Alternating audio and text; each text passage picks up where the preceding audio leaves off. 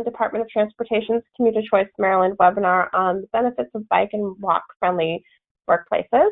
May is Bike Month, and in celebration of Bike Month, we're excited to speak with you this morning about the benefits of bike and walk-friendly workplaces. My name is Shannon Johnson, and I'll be leading this webinar today, along with Commuter Choice Maryland's Gladys Hurwitz. So our agenda for this morning. We're going to cover all aspects of becoming a bike and walk-friendly workplace, including the reasons why you should support biking to work, what programs and amenities you can implement, and some new initiatives you can join to increase bike commuting at your workplace. We'll also acquaint you with the Commuter Choice Maryland program, as well as what the Maryland Department of Transportation is doing to support bike and walk commuting across the state. Commuter Choice Maryland. We are the Maryland Department of Transportation's Travel Demand Management Program, and our vision is to increase the use of public transportation, ride-sharing, walking, biking, teleworking, the use of alternative work schedules, and compressed work weeks to enhance the quality of life for Maryland residents. By doing this, we enable MDOT, the Maryland Department of Transportation, to address key goals, objectives, and strategize in maximizing traveler choice and delivering transportation solutions and services that reduce congestion, conserve our natural environment, and facilitate economic opportunity across Maryland.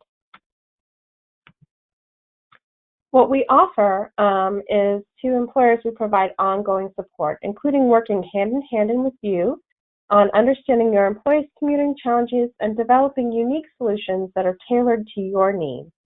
We provide webinars such as this one on a range of transportation topics, and also up-to-date information on commuter benefit options, as well as information on how to access Maryland's Commuter Tax Credit, which we can help you obtain. We also provide marketing materials and information on employee commute options and a wealth of other resources to help you address your employees' transportation needs and challenges. For commuters, we provide online and printed resources, help them to sign up for and understand the benefits of the Guaranteed Ride Home program where it is available in Maryland today, and provide information to commuters that increase their knowledge and comfort level with using a whole range of transportation options other than driving alone. Bike and walk commutes in Maryland. And Maryland has been a lot of activity in recent years to increase the bike and walk infrastructure across the state. Today, there are 274 miles of roadways that have been improved for bicycle access. 60% of state roadway miles are rated D or better per the state's bicycle level of comfort measure. 36 new and replacement bike racks have been added at Maryland DOT rail stations. And 30 new marked train cars have been added to accommodate bicycles across the Penn, Camden, and Brunswick lines. Maryland jurisdictions and organizations have also been recognized by the League of American Bicyclists. There are 27 bicycle-friendly businesses in the state of Maryland recognized for their improved achievements around the 4 E's: engineering, encouragement, education, and evaluation and planning. 3 universities that have been recognized as bike-friendly for promoting and providing a more bikeable campus for students, staff, and visitors. And 7 communities that have been recognized by the League for their achievements in making a better bikeable community a reality. And we'll talk a little bit later in the webinar what your business can do to become a bicycle-friendly business with the League. MDOT also recently updated the state's Bicycle and Pedestrian Master Plan, which signifies the state's commitment to biking and walking. The document included objectives and strategies that support safety, connected networks, analysis and planning, partnerships, and economic development. We know today that just under 3% of commutes in Maryland are by bike and walk, which is actually just slightly lower than the nation as a whole, which is a little bit just over 3%. There is some variation across the state, with the highest proportion of bike commutes occurring in the Baltimore region at 3%, and the lowest in Southern Maryland at 1.5%. However, across the state, Maryland DOT has committed and is continuing to commit significant resources to increase the infrastructure that allows individuals to bike and walk for commutes and other trips. From FY 2014 to 2018, the Maryland DOT invested $15.4 million to address bicycle retrofits on state roadways. And the Bicycle Pedestrian Master Plan details a number of new projects across the state that they aim to complete, along with their estimated costs that will further increase the bicycle and pedestrian network across the state. In addition to these individual projects, there's a range of strategies in the Bicycle and Pedestrian Master Plan, from facilitating safer bike and walk access to improving wayfinding and eliminating gaps in the bicycle and pedestrian network. Okay. And now we're going to talk about building a bike-friendly workplace. And the first part of this is actually a poll question.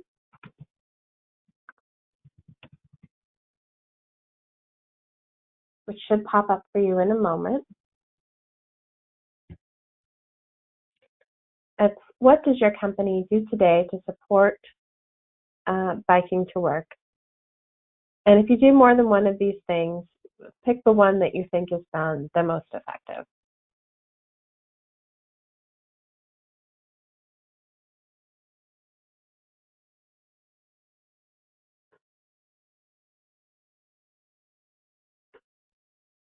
Okay.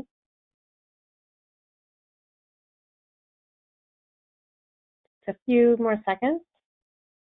See, about 2/3 of you have voted.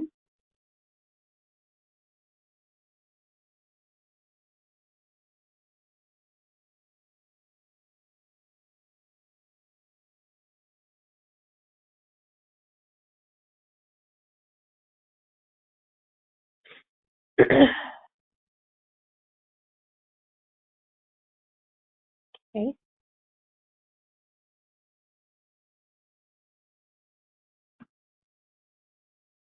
All right. So here we have the results. A number of you said other, 32%, and it looks like 11% provide covered bicycle parking or bike lockers, and just under half of your workplaces provide bike racks, and about 14% provide bike showers. Okay, great. Good to know that so many of you on the line today do have businesses that are currently supporting biking and walking. And there's a range of reasons for businesses and for individuals why biking and walking to work has a number of benefits. For businesses, biking and walking to work can help reduce healthcare costs due to increasing employees' health and wellness, reducing the carbon footprint of your business operations, which can contribute to corporate sustainability goals if your business has those.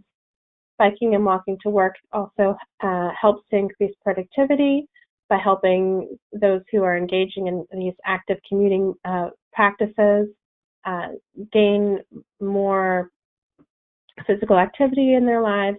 And there have been many studies that have linked increases in physical activity to actually better performance on a range of different activities, including at work. And it can also help you to attract and retain talent. We know that commuting to work can be very stressful activity. It's something many people do not enjoy.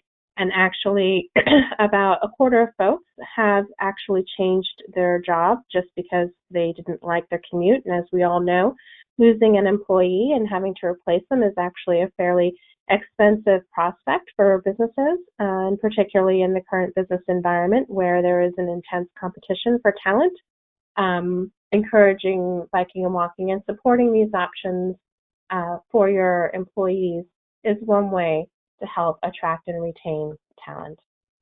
For individuals who bike and walk to work, there's certainly an increase in their overall health, and the Maryland's Bicycle Pedestrian Master Plan noted that 23% of Marylanders do not have any leisure time physical activity today, and that's certainly a public health issue the state is interested in. Biking and walking to work also saves money.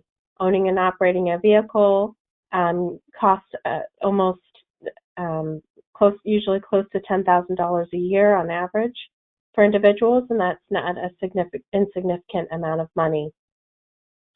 It also provides some control over the commute time, less stress in terms of not having to deal with congestion that is a part of many of our communities across the state, and also doing a part to help reduce that traffic congestion and certainly improve air quality for all of your fellow residents in Maryland is an important benefit. So at your workplace, there's a number of infrastructure type of initiatives and amenities that you can provide that are really critically important to creating an environment where cycling and biking to work are the norm and are well supported. And of course, key among those are providing bicycle parking and maintenance, whether that's indoor bike parking or allowing bikes in the office, creating wall racks, having bicycle storage stands or a bike room, bicycle storage policy that comes along with that, having a bike fix-it station, tools, air pumps, tire levers, all go a long way toward making biking to work a normal part of your organization. There's also things outside that you can look to, and if you are not the property owner at your location, working with the property owner or working with local jurisdictions to ensure that there are bike racks available, then a covered bike shed, bike lockers, that those amenities exist. And then within your building, looking to the availability of showers, lockers to store personal items, and in the event that that is not going to be available in the facility where your business is located, exploring partnerships with nearby gyms and other businesses where those amenities may be available to make them available for your employees, even if they're not physically available on site. In terms of understanding and increasing walkability at your workplace, the first step in that is understanding your needs and assets. And so there's a number of different methodologies to do that. There are ways that you can conduct a walk audit, and we can certainly help those of you who would be interested in understanding where are the gaps in the walking environment just around your workplace environment and how those could potentially be improved. Certainly if you're looking at a new office location or you want to better understand what your current office location walking environment is like, there's a really neat website called Walk Score. You can just put in your address and it will calculate a score for you based on the environment that you are in and how walkable it is. And then if you are understanding the walking environment in your immediate vicinity and you have identified potential issues, certainly working with local jurisdictions, working with your property owners to look at where there might be need for additional sidewalks, crosswalks. Speed limits are a big concern and issue, and certainly we know from many decades of data and research that lowering speed limits significantly reduces the severity of crashes between pedestrians and motor vehicles, and that's an issue that certainly within your local environment, if you're on a campus, your campus environment, things to look at. Even if your office is, say, located in a suburban office park, there are still many of these steps that you can take working with your property owners in your local jurisdictions to increase the walkability and the safe walk and bike access. And that includes actually also potentially working with transit stations, if there's bus stops near your office, if you're walkable to a train stop, ensuring that even if you're physically close, that there is safe access. There's a crosswalk across the street to the bus stop on the other side of the street, for example, where your employees may wish to ride the bus to work.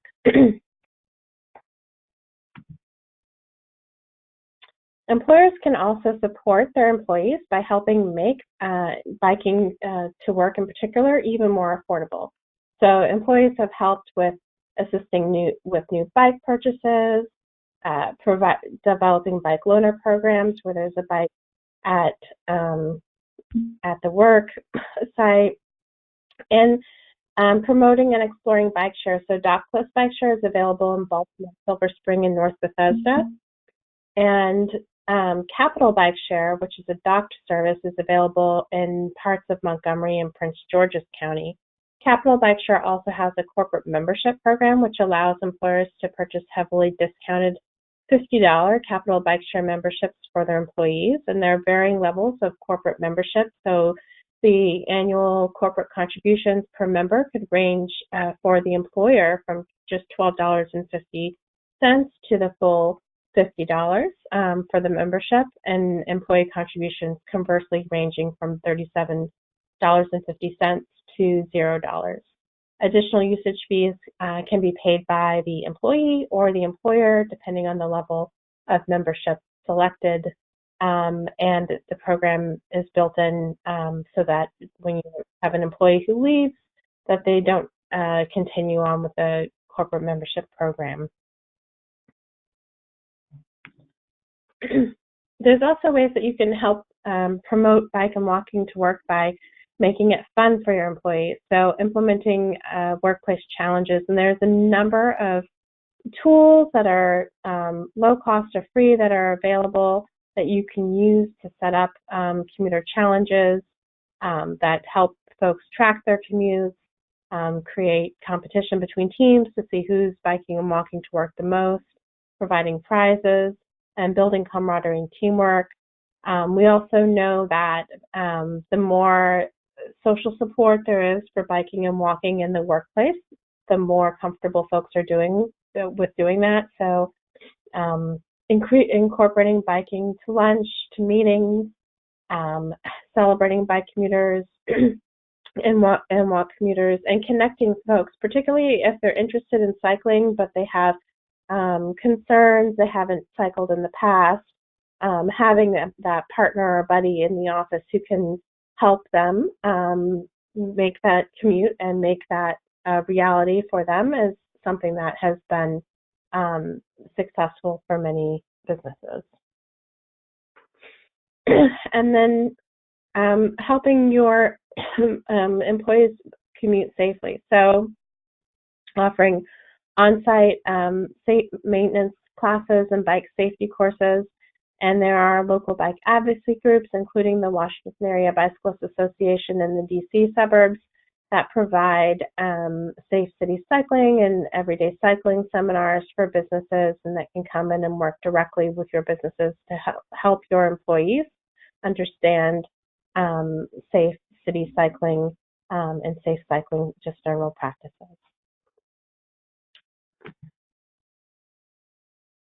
And then finally, making it easy for your employees, whether that's through the use of apps, helping them understand and plan for safe cycling routes assistance, and creating a bike club or bike mentor program, as I mentioned earlier.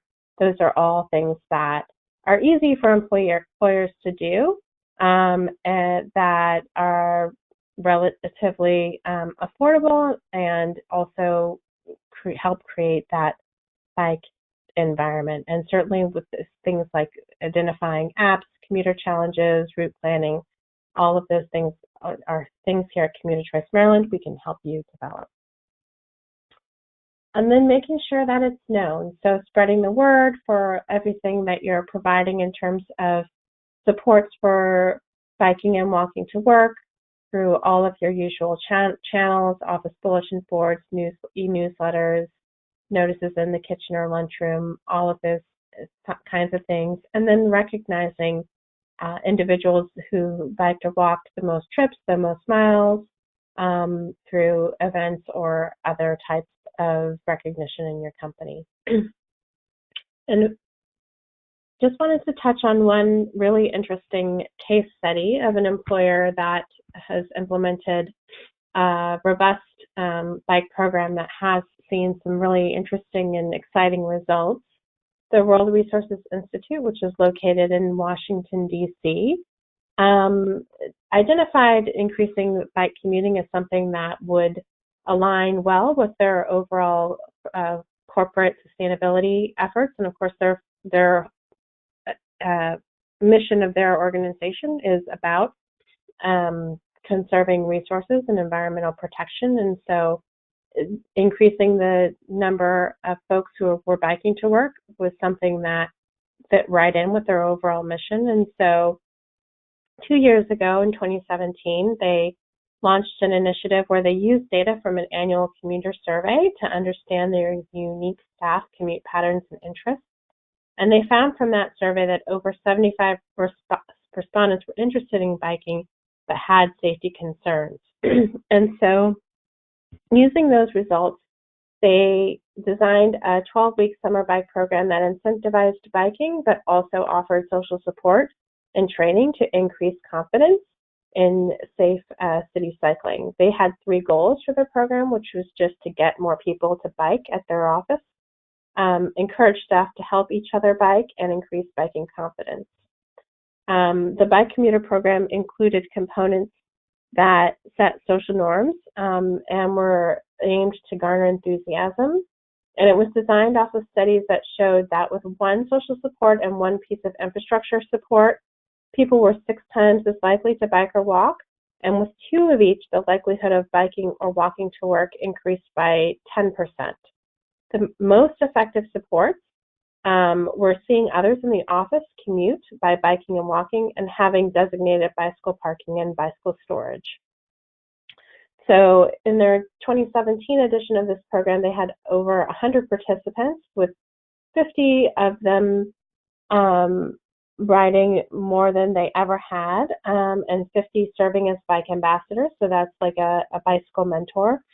It included subsidized capital bike share memberships, the 12-week bike and walk commuting pledge, which included people tracking their trips so that they could win prizes and attend events where they were recognized, an everyday biking seminar, which was conducted by the Washington Area Bicycle Association over a lunch period, bicycle maintenance workshops and free shared tools, a bike ambassadors program to pair new commuters with seasoned cyclists, weekly bike coffee chats and ride-along happy hours, and tours of bike amenities that they offered on site, such as showers, lockers, their maintenance standard tools, capital bike share stations nearby, and local bike resources for new and curious staff.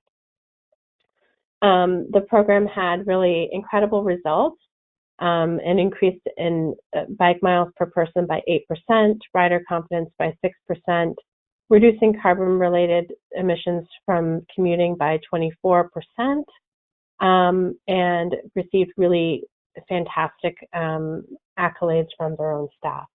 So the participants in their 2017 program biked over 5,600 miles, which is the equivalent of a trip to San Francisco and back. They repeated this program last summer as well, and have done a shortened version of it, started a little bit earlier to beat the heat in our region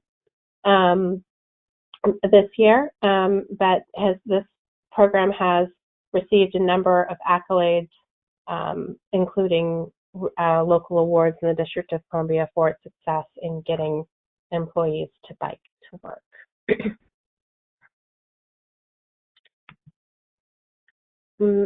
Now we're going to touch a little bit on bicycle-friendly business certification that you can pursue if you're interested as a business. So why pursue a certification? Pursuing a workplace certification provides firms with a framework of goals that can guide your organization towards the changes that you want to implement to become a more bike or walk-friendly workplace. And successful certification will allow your firm to gain recognition for your efforts, including your commitment to health and the environment. So as mentioned earlier, there's 27 businesses in Maryland that have achieved the League of American Bicyclists Bicycle-Friendly Program certification. Their league's program is based on the belief that bikes are good for business employees in the community. And when businesses apply to the Bicycle-Friendly Business Program, they are given customized feedback regarding how they can become more bike-friendly and are recognized for their efforts on a scale from bronze to platinum level ratings. There are just over 1,300 businesses across the state of Maryland who are members of the Bicycle Friendly Business Program, and if this is of interest to you, we're certainly happy to provide you with contact information that you would need to get in touch with the League and understand more about how you can participate with this program. So next steps.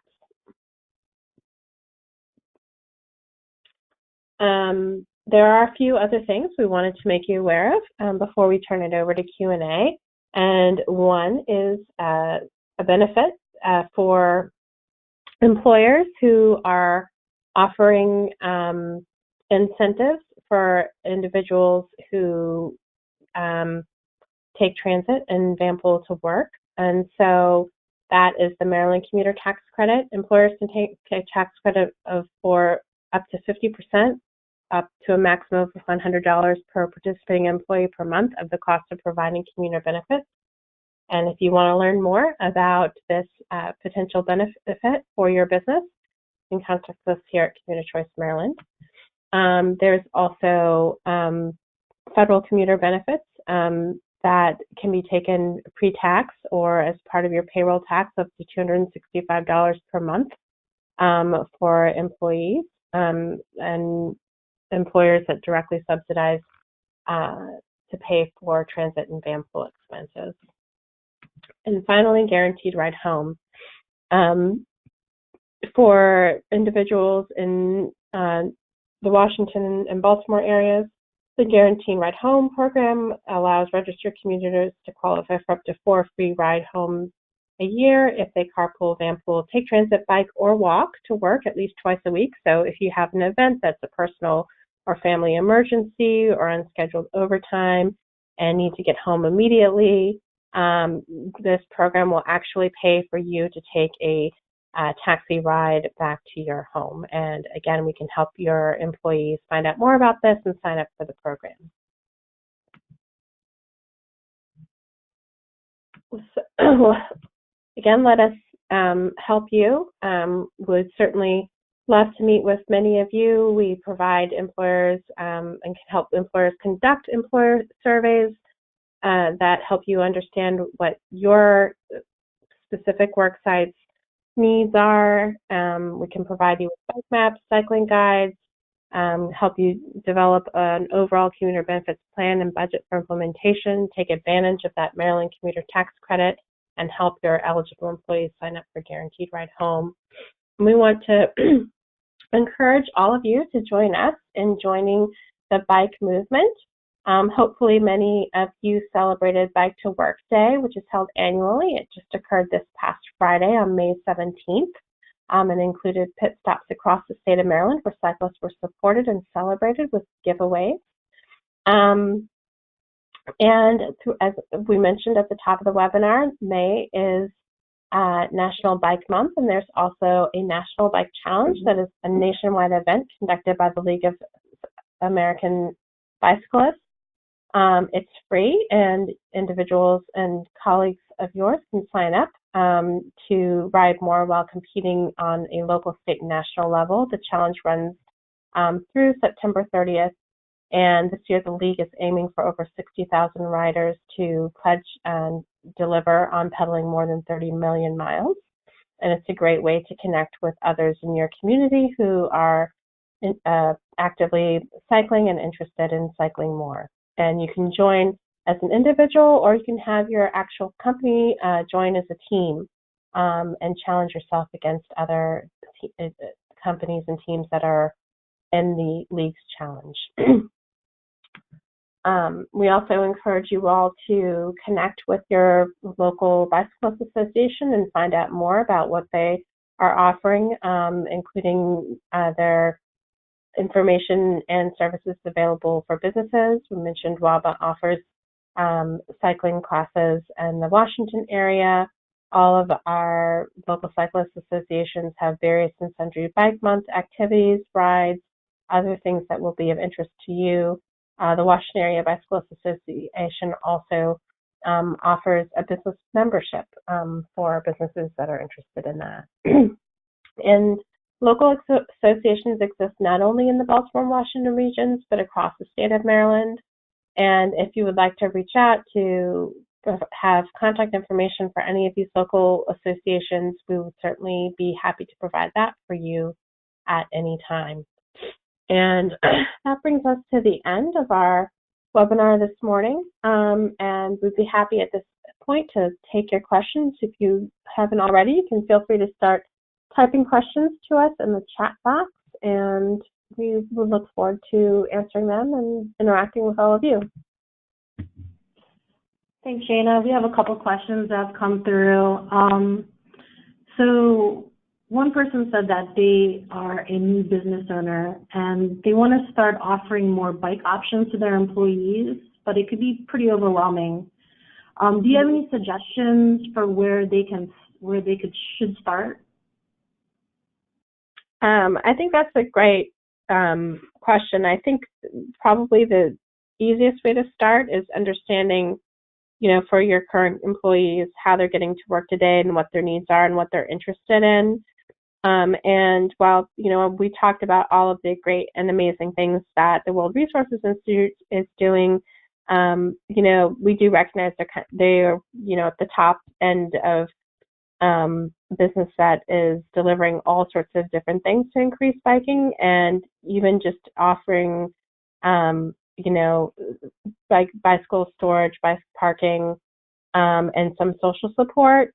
Doing those two things to start off will, I think, go a long way in conjunction with really understanding, what your employees' commutes are, what their individual needs are, and we'd be happy to work individually with you to help you figure that all out. And I should have mentioned that Commuter Tax Maryland is a service that is free to businesses that can provide you with this individual assistance. Shana, another person asked, guaranteed ride home sounds like a great free service. Is it true that you can qualify by biking? Is that correct?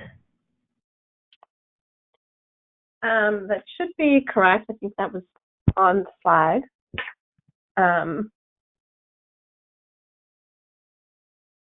So we can certainly double check that, but that was in the information that we currently have. And then we had another person ask about the possibility of like a bike platoon. Is that a thing where you have ride matching for people who want to carpool, but is there something where bikers can maybe be matched with other bikers who want to bike together? Yes, and in fact, that is one of the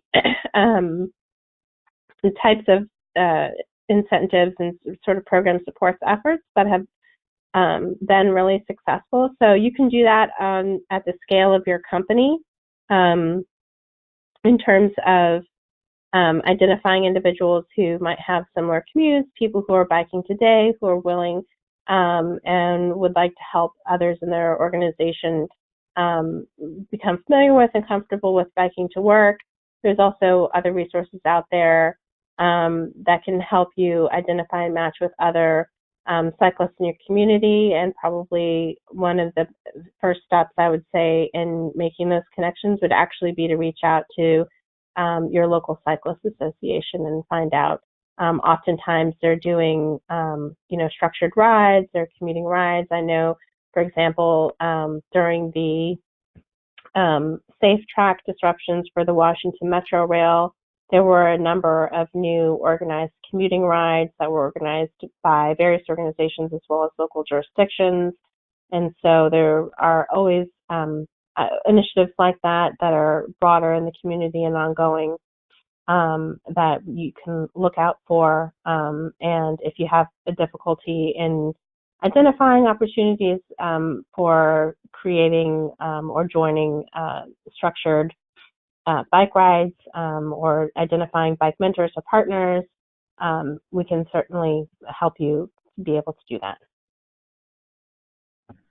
Shayna, we have an employer who actually provides loaner bikes to a lot of their employees now, and we just want to know if you have any additional input on how they can get started on learning more about getting certified, or learning more about how to offer safety classes to their employees for biking.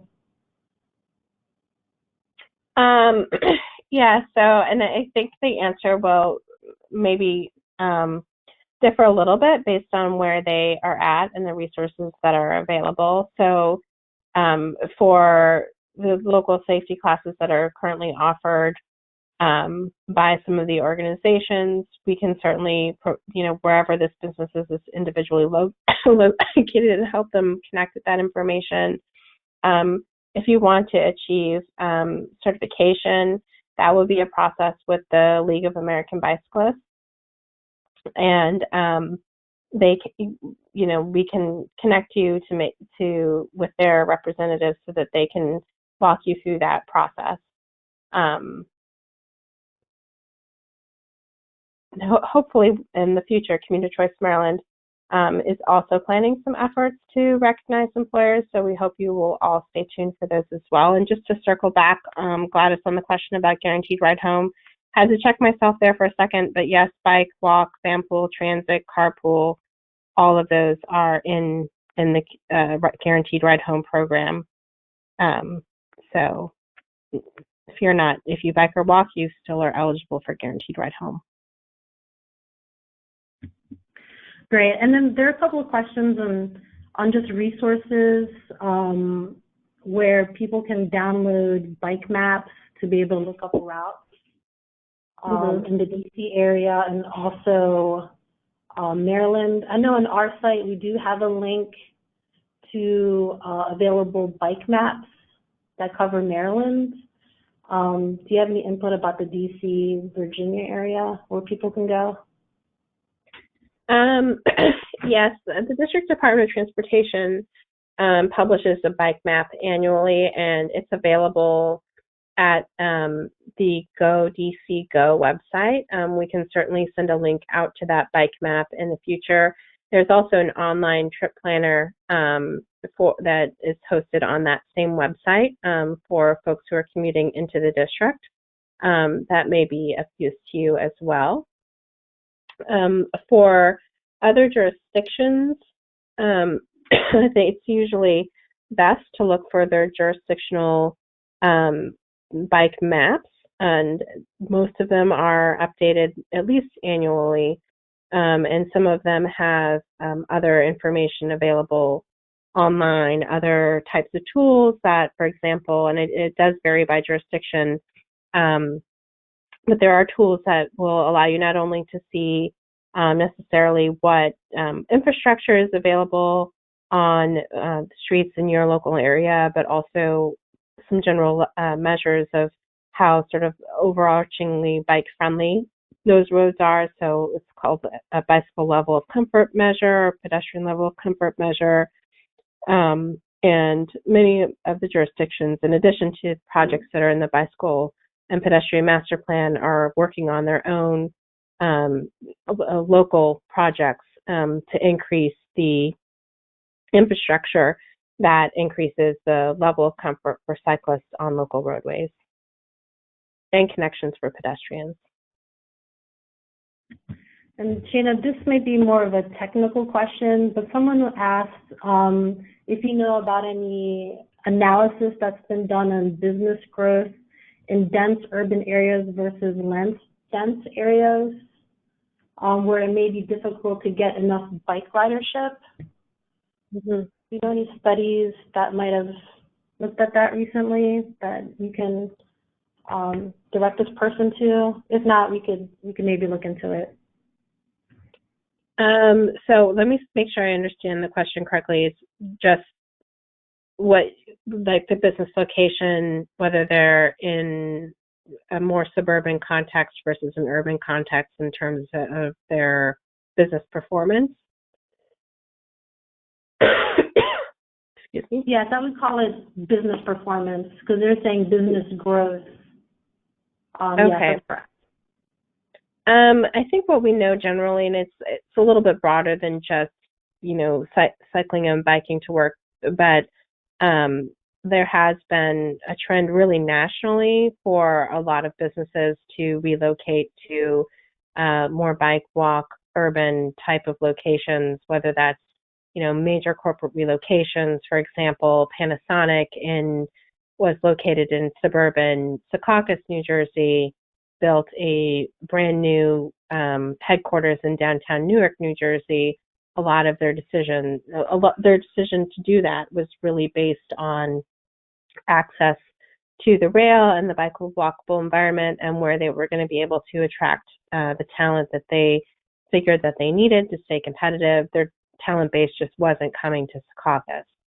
And so that's one example, but there's a number of examples across the United States, and from, all sorts of different metro areas of similar types of relocations occurring. And we do know that some of the more suburban office markets in Maryland have higher vacancy rates right now. Meanwhile, more urban locations such as Washington, D.C., they're building new office. So I, wouldn't draw necessarily a big conclusion around that, but certainly a lot of individual businesses are making decisions to try and locate in areas that are accessible for transit, biking, and walking, just based on the type of workforce that they want to attract and where those individuals are living and how they want to commute. There have also been studies that have shown that the younger ages in the workforce are the ones who are least tolerant for traffic congestion and more likely to change their jobs because of traffic congestion, as opposed to the older generations in the workforce.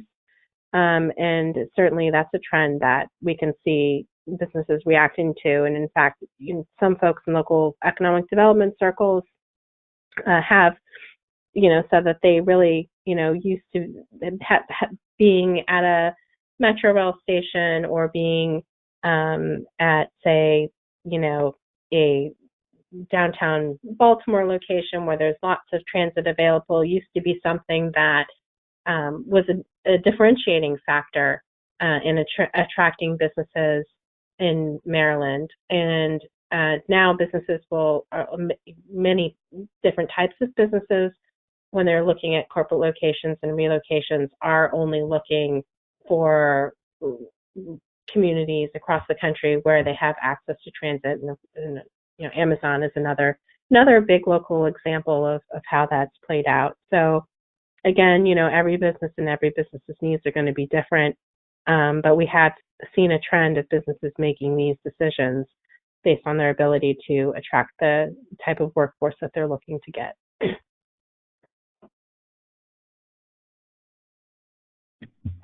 Great. Thank you, Shana.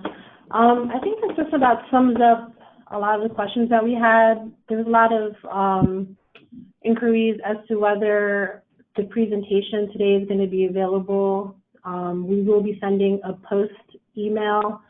Thank you to everybody, and that will have links to our website and also attachments for the handouts for the presentation today and other information such as the Maryland Commuter Tax Credit. But that's about all that we have, Shana. Thank you. Yep. Thank you all.